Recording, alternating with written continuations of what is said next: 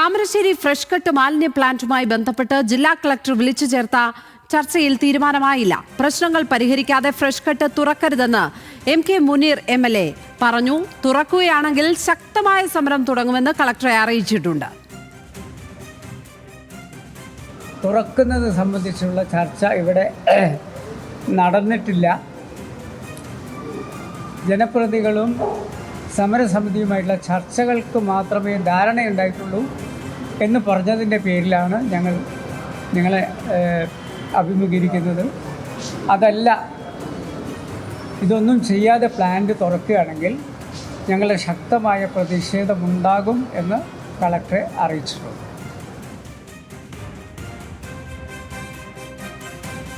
ആകാശ് തരത്തിൽ ചേരുന്നു വിവരങ്ങളുമായി. ആകാശ്, ഇന്നത്തെ ചർച്ചയിലും തീരുമാനങ്ങളൊന്നും ആകുന്നില്ല. ഫ്രഷ് കട്ടിന്റെ കാര്യത്തിൽ ഏതായാലും കർശനമായ നടപടികളിലേക്ക്, നിലപാടിലേക്ക് തന്നെ നാട്ടുകാരും രാഷ്ട്രീയ കക്ഷികളും കടക്കുകയാണല്ലേ?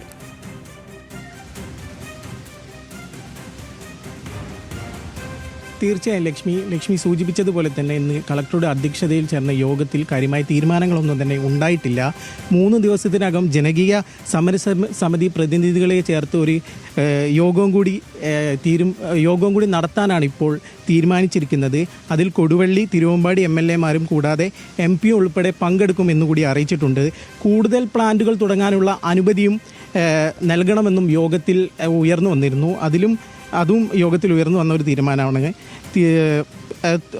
ഒരു കാരണവശാലും നാട്ടുകാരുടെ അല്ലെങ്കിൽ അവിടെയുള്ള താമസിക്കുന്ന ആൾക്കാരുടെ പരാതികൾ പരിഹരിക്കാതെ പ്ലാന്റ് ഒരിക്കലും തുറക്കരുതെന്നു കൂടിയുള്ള ഒരു നിർദ്ദേശവും കൂടി സ്ഥലം MLA കൂടിയായ MK മുനീർ ഇപ്പോൾ മുന്നോട്ട് വെക്കുന്നുണ്ട്.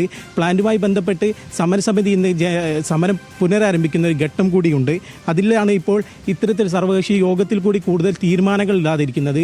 ജനകീയ സമിതിയും ഉൾപ്പെടുത്തിക്കൊണ്ടാണ് അടുത്ത ദിവസങ്ങളിൽ ചർച്ച നടത്തുക.